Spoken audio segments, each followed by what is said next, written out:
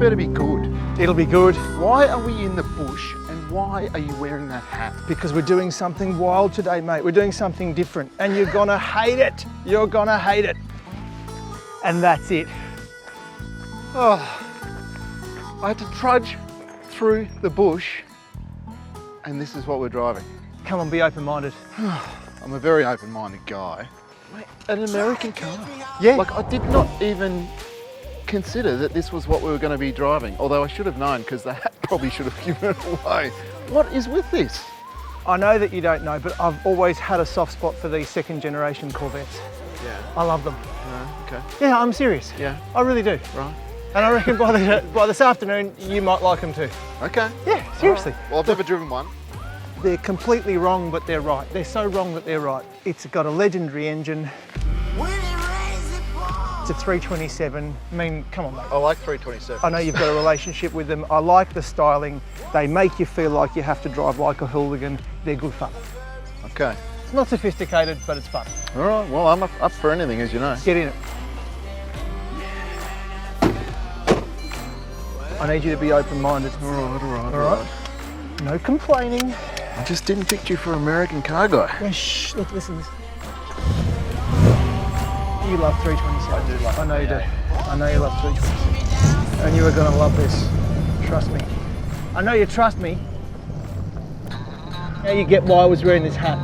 Fits in, doesn't it? It does. You like it, You look don't you? right at home. I look really good. I look like the GM version of Carroll Shelby. It's one of those cars you've got to grab it by the scruff of the neck though. Right. You've got to tell it what you want to do, but then you have to drive it the way that it wants you to drive it, which is like a hooligan. Okay? Like this. Yeehaw! Yeah. Give it to it. It's the only way to do it. It's good fun. Fantastic. And then we are in top. There you go. That's all you have to do. You have to get it up the box to top.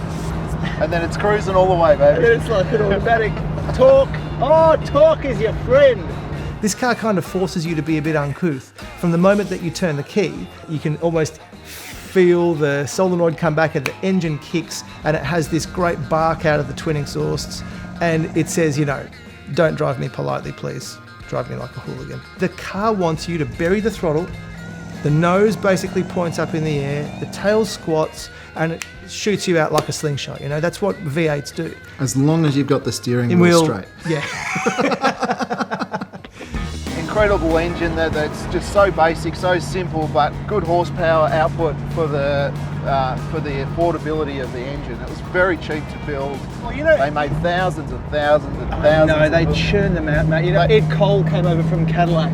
He drew this engine up for Chevy, and it was their first V8. The first V8, yeah, exactly. Their very first V8. Yeah, and a small block Chev, in this basic block configuration, went from very early 60s all the way through to 2003 in the same block configuration. It's amazing. It's incredible. And they cast the engine upside down. Yeah. All the techniques were really well thought out. Like, it wasn't a high-tech engine, but it was a well thought out engine. Yeah. And that's why it's become one of the real classic engines. So in a car like this, you're either taking me to the drive-ins or we're going to get a Big Mac. Going to get a burger. Going to get a burger. Oh yeah. It's just a car which doesn't take a lot of thought. You hop in it, it's got lots and lots of torque. You don't have to use a lot of throttle opening. You don't even really have to use the gearbox, which is kind of good. And it's very, very imprecise, right? So even though it's a simple car, you sort of always find yourself having to keep thinking. You've got to keep thinking that it's pointing in the right direction because it's got You've got to try and keep on the road. really vague steering. But this is what I don't know. I don't know, but I haven't driven a lot of hooligan cars and it feels like a hooligan car. You just want to be a hooligan, don't you? I do. I've always seen people drive Corvettes leaning over like this, resting on their elbow in the center console, right? And I thought that was them looking cool. But this is actually the only way to drive the car comfortably because it's back-breakingly uncomfortable. Everything in the car world now is the same. Everything looks the same, right? This thing looks so different, so wild in its design. Yeah. It stands out. It does.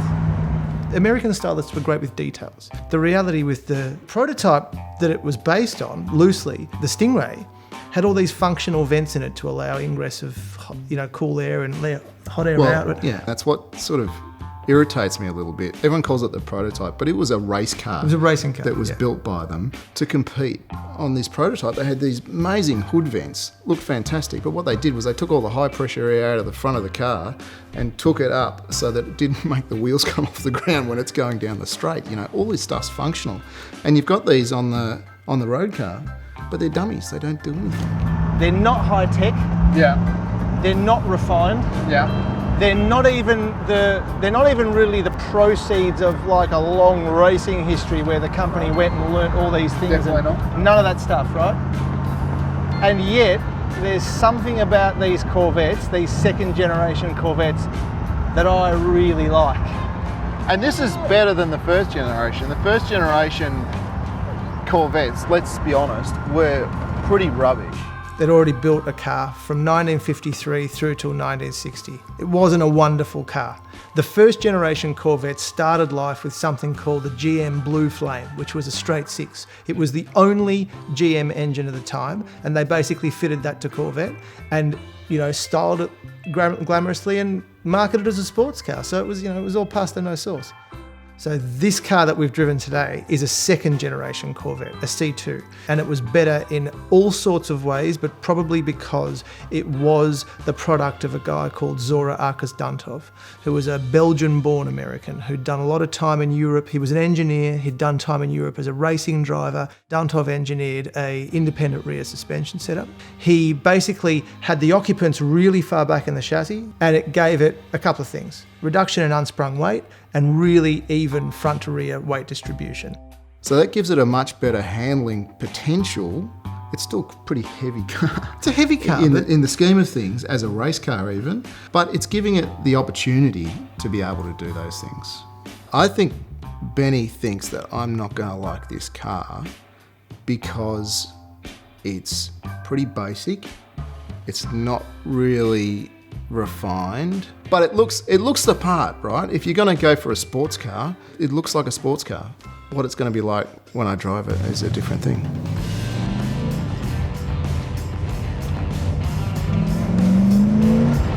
You don't like it? Come on, he loves it. Yeah, that's fun. You need that hat? Talk's I fun. need this hat. Started it up, and look, I got to be honest, I love a V8 engine as much as the next guy. I've raced a V8 in historic touring cars. Starting it up, giving it a rev, clicking it into first and driving off. It does. It wills you to drive like a hoon. The gauge layout's all right. You can see everything through this massive steering wheel. Yeah. You need a massive steering wheel because it's got no power steering. Correct. That was a $45 option. And apparently along with it, $80 worth of leather. People didn't care for those things very much. No. The design of the dash is really cool. They got these sort of two big sort of binnacles, right? And binnacles. So thanks for that. It's certainly no full leather interior, So it's a bit cheap and, well, I won't say cheap and cheerful, but it was functional. It's functional, yeah. It's the McDonald's of cars. Yeah. Easy to understand. Mass produced. You digest it really quickly, you go back for another one. Yeah. As much as I sort of whinge and moan about having to drive an American car, You don't. it's a fun car to drive. It is a fun And on a car. day like today, coast road, it's the car you want to drive, isn't it? If you were looking for one of these in 1963, 64, there wasn't really another American car that did the same thing. No, this was it. I mean, the Corvette had it well before the Mustang. And the Mustang was just... And it was only a year or two away. But see, this is why I like this car. The Mustang was just an abbreviated saloon. Sure. This has got nothing to do with a saloon. Yeah. It's not it borrows pieces from saloons, but it wasn't an abbreviated saloon. Yeah, no, I get you, man. You're picturing yourself, California, top down, palm trees. Chicks roller skating. Really Really cheap petrol. We missed out on that bit, but we're living the life, Benny. It speaks for a generation. It's got that flair about it. Even if the flair doesn't mean anything, it's just a piece of styling that I really like. With this car, they are selling you the lifestyle, they're selling you the dream, and when you drive this car, you are transported back to the early 60s in America. You know, what's great in the world, you know, the space race is on, everything's very optimistic. That's what it is. It's an optimistic car. Optimistic car. It's an optimistic car. I'm going to have to concede, Benny. Concede Concede that I was right again. Well, you're right. I do like this car. It's a fun car. It's enjoyable. There's no doubt about that. But for me, it's still an American muscle car. We just pulled over and I was sitting in the car. Benny had got out. And then he goes, and I looked at him and he's looking down at the ground like this at me. Which could only have been the worst possible scenario. And unfortunately, it had emptied the contents of its radiator, quickety smart, when the radiator hose popped. This is what happens when you drive old cars around the city, nice and slow, stop, start. I wasn't going to say it was dodgy American cars, which is why we're here on the side of the road with water all over the ground. All cars overheat. All cars overheat. You can't hold it against a particular car for overheating. You want to be driving this thing out in the open roads, giving it a blast where there's lots of cool air coming into it. Yeah, we had a crack at fixing it. There's no doubt about that. When you're a motorist, you pull out the tools, whatever tools you've got, and you try and fix it. So we whipped off both the radiator hoses. The bottom one had a split in it, fairly close to where it goes onto the radiator. So I cut the split off, hoping that there was enough on it to get back on. So I tried pulling off the top radiator hose and putting that on the bottom one, and then manhandling the bottom radiator hose onto the top. That didn't work either. I don't think there's much enthusiasm that Benny had this morning left in him. Is that right, Benny? There's heaps of enthusiasm. This guy came up straight away. Can I give you a hand? You know, he brought along a first aid kit, you know, probably because he saw my arms in a hot engine bay. Worried about me burning myself. That's the thing though, if you break something exotic, yeah. when you break something exotic, people don't want to come near you, they actually laugh at you, right? Potentially. But in an approachable car, a bit more of an everyman's thing, Yeah. then it brings out the best in people. Because, Yeah. oh, you know. So it's quite lucky that Yeah. we broke down in a Corvette. Yeah, It was really quite lucky. Yeah. Even though the day ended with the car going on the back of a truck.